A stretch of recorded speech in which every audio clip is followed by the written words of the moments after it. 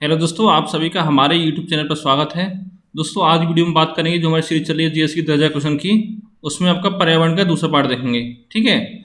जिसमें हम top 25 MCQ आपके सॉल्व कराएंगे, जो कि आपके आने वाले सभी एग्जामों के लिए इम्पोर्टेंट रहेंगे। तो चलिए शुरू करते हैं आज का वीडियो। दोस्तों, पहला क्वेश्चन है आपका कि वर्षा की मात्रा निर्भर करती है हवा के दबाव पर, वायुमंडल नमी पर, जल चक्र पर या आपका तापक्रम पर। तो दोस्तों, जो वर्षा की मात्रा होती है वो आपकी वायुमंडल में नमी पर निर्भर करती है। यानी कि वायुमंडल नमी जितनी ज़्यादा होगी, वर्षा की मात्रा आपकी उतनी ही ज़्यादा होगी।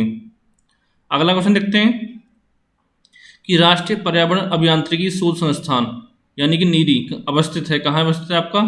चार ऑप्शन है, बंगलौर में, हैदराबाद में, नागपुर में, आपका नई दिल्ली में। तो दोस्तों, ये आपका नागपुर में है, यानी कि ऑप्शन सी यहाँ पे करेक्ट होगा आपका, ठीक है। और जो नीरी जो है भारत के जो विज्ञान एवं प्रौद्योगिकी मंत्रालय के अंतर्गत कार्य करता है, ठीक है। प्रौद्योगिकी मंत्रालय के अंतर्गत, ये आपको ध्यान रखना है। अगला क्वेश्चन देखते हैं कि भारत में पर्यावरण संरक्षण अधिनियम पारित हुआ था 1981 में, 1986 में, 1995 में या 2000 में। तो दोस्तों, ये आपका 1986 में पारित हुआ था और ये आपके पूरे भारत में लागू है।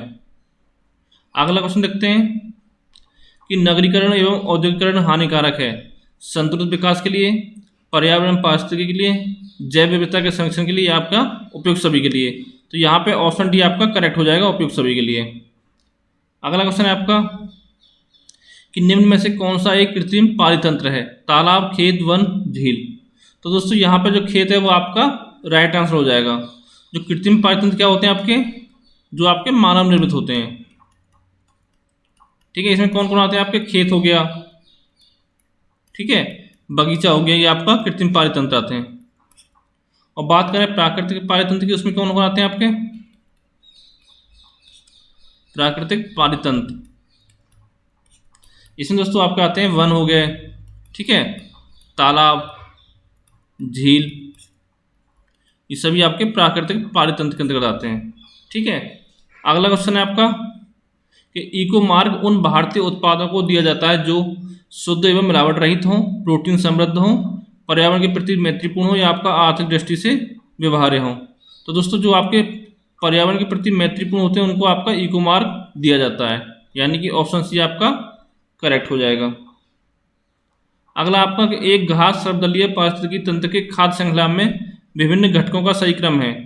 तो हम चार ऑप्शन दे रखे हैं, देखिए सही क्रम से क्या होता है। पहले आपके घास आते हैं, ठीक है, उसके बाद फिर आपका आता है टिड्डा,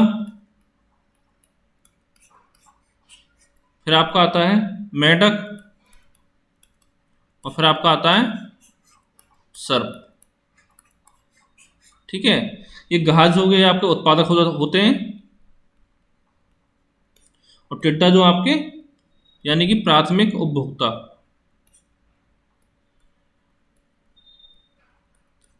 या कह सकते हो यहाँ पे आपके शाकाहारी जो मानव होते हैं वो भी आपके इसके अंदर अंतर्गत आ जाएंगे आपके, ठीक है, शाकाहारी जो होते हैं आपके। और मेंढक इसमें ये आपको होते हैं द्वितीयक उपभोक्ता, यानी जो आपके मांसाहारी मानव होते हैं वो आपके इसके अंतर्गत आएंगे, मांसाहारी, ठीक है। अगला आपका सर्प, ये आपको होते हैं तृतीयक उपभोक्ता।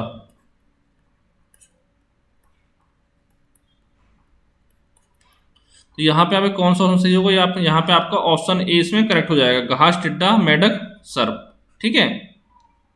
अगला आपका कि चिपको आंदोलन संबंधित है पादप संरक्षण से, बाघ परियोजना से, घड़ियाल परियोजना से, आपका पादप प्रजनन से। तो दोस्तों, जो आपका चिपको आंदोलन था ये आपका पादप संरक्षण से संबंधित था। ये कहाँ पर हुआ था? ये आपका हुआ था उत्तराखंड के, यानी कि वर्तमान उत्तराखंड है, उस समय आपका क्या था? उत्तर प्रदेश था, ठीक है, कि चमोली जिले में ये हुआ था 1970 ईस्वी में, ठीक है। और क्या क्या था? ये आपका जो पेड़ों को काटने से रोकना था, इसका उद्देश्य जो था, ठीक है। इसमें कौन कौन शामिल थे आपके? इसमें शामिल थे आपके सुंदरलाल बहुगुणा,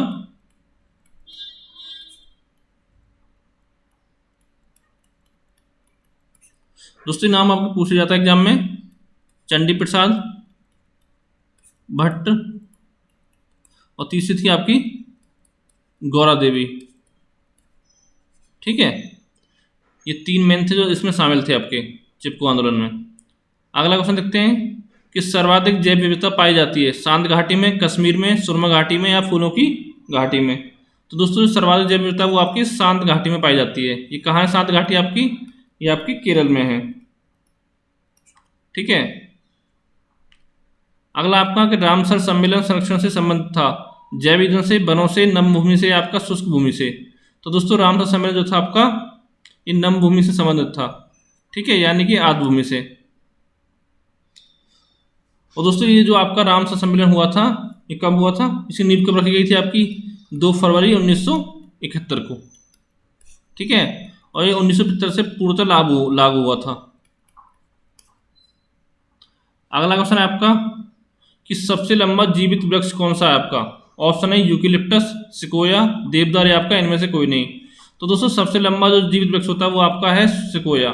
ठीक है, कहाँ पाया जाता है ये आपका? यूएसए में पाया जाता है, यूएसए के उत्तरी कैलिफोर्निया में।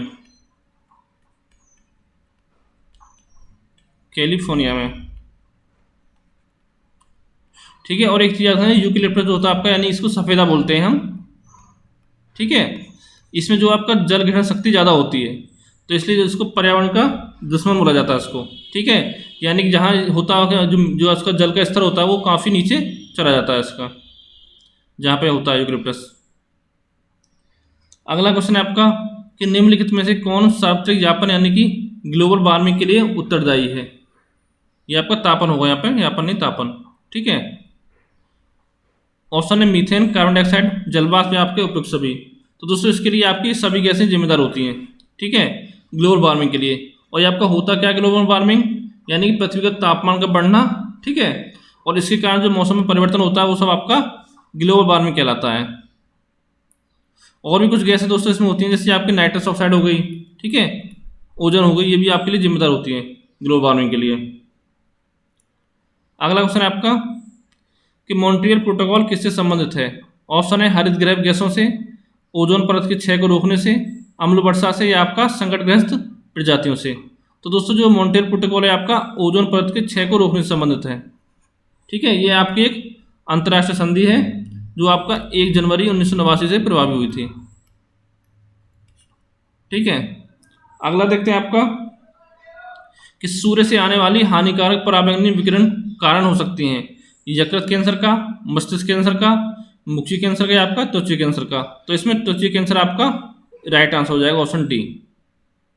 अगला आपका कि यहाँ पर आपको सही मिलान करना है कि उष्णकटिबंधीय वन दे रखे हैं कि सुंदरबन ये आपके वन कहाँ पाए जाते हैं। ठीक है, शंकु वृक्ष वन हिमाचल प्रदेश, कच्छ वनस्पति राजस्थान, पतझड़ वन साइलेंट वैली। तो दोस्तों पहले का मिलेगा आपका उष्णकटिबंध कहाँ पाए जाते हैं? आपके साइलेंट वैली में। पहले का चौथा शंकु वृक्ष वन ये आपके पाए जाते हैं हिमाचल प्रदेश में, दूसरे का दूसरा, और कच्छ वनस्पति आपकी सुंदरबन में, और पतझड़ वन आपके राजस्थान में। तो यानी कि पहले का चौथा, दूसरे का दूसरा, तीसरे का पहला, चौथे का आपका तीसरा, यानी कि ऑप्शन सी यहाँ पे आपका करेक्ट हो जाएगा। 4, 2, 1, 3।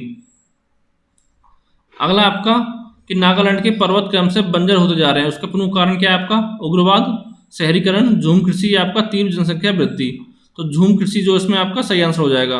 दोस्तों इसमें क्या होता है आपका, जो पेड़ पौधों पर जलाया जाता है फिर वहाँ पे आपकी खेती की जाती है। ठीक है, अगला आपका कि पर्यावरण का संतुलन बनाए रखने के लिए वन के जो अंतर्गत क्षेत्र होता है वो कितना होना चाहिए आपका? 10%, 33%, 43% आपका 53%। तो इसका दोस्तों होना चाहिए आपका 33%, यानी कि ऑप्शन बी इसमें करेक्ट हो जाएगा। अगला आपका कि भारत की सबसे बड़ी मछली कौन सी है? Stonefish, whale shark, marlin, hilsa. ठीक है, तो दोस्तों भारत की नहीं विश्व की सबसे बड़ी मछली होती है व्हेल शार्क। अगला आप देखते हैं कि भारत में वन्यजीव संरक्षण अधिनियम किस वर्ष लागू किया गया था? 1962 में, 70 में, 72 में, आपका 1984 में। तो दोस्तों ये आपका 1972 में लागू किया गया था, यानी कि ऑप्शन सी इसमें सही हो जाएगा। और दोस्तों इसको लागू करने का उद्देश्य क्या था आपका कि जो वन्य जीवों की तस्करी वगैरह होती है, अवैध शिकार होता है, उसे रक्षा करना, ठीक है, एवं उनका संरक्षण करना था। अगला आपका कि भारत में वन संरक्षण अधिनियम कब पारित किया गया?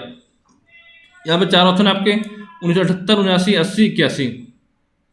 तो दोस्तों ये आपका 1980 में किया गया था, यानी कि ऑप्शन सी आपका करेक्ट होगा। और दोस्तों ये ध्यान रखना, जितने भी आपके पर्यावरण से संबंधित जितने अधिनियम है आपके, ठीक है, वो सभी आपको ध्यान रखने हैं, ये एग्जाम में आपके बार बार पूछ ले जाते हैं। अगला आपका कि निम्नलिखित में से कौन सही सुमेलित नहीं है। ये आपको नेशनल पार्क दे रखे हैं, उसके सामने आपका स्टेट दे रखा है। ये बांदीपुर कर्नाटक, ये सही एकदम। राजाजी उत्तराखंड, ये भी आपका सही है। और सिमलीपाल उड़ीसा, ये भी सही है। और सलीमली आपका तेलंगाना, ये आपका गलत है। ठीक है, ये सलीमली जो आपका तेलंगाना में होगा, ये आपका जम्मू कश्मीर में है, यानी इसको आप कश्मीर बोल सकते हो। यानी कि ऑप्शन डी आपका यहाँ पे करेक्ट हो जाएगा।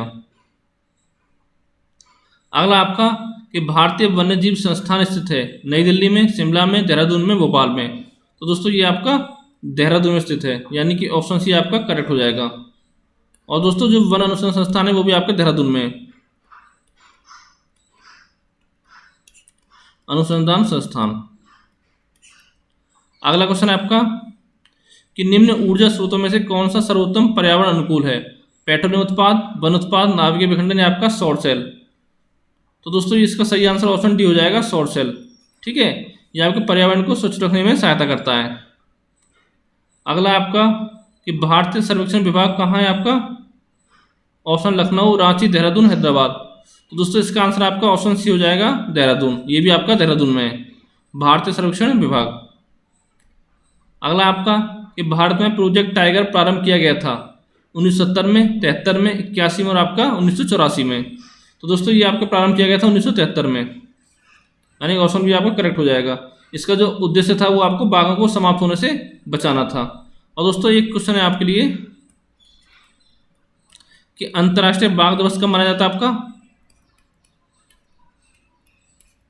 दोस्तों ये मनाया जाता है आपका 29 जुलाई को। ठीक है, लेकिन दोस्तों आपको ये बताना है कि इस समय आपके भारत में कितने बाघ हैं, बाघों की संख्या भारत में कितनी है। ठीक है, ये मुझे आप कमेंट करके बताइए इसका आंसर। तो दोस्तों आज की वीडियो में आपको इतना ही।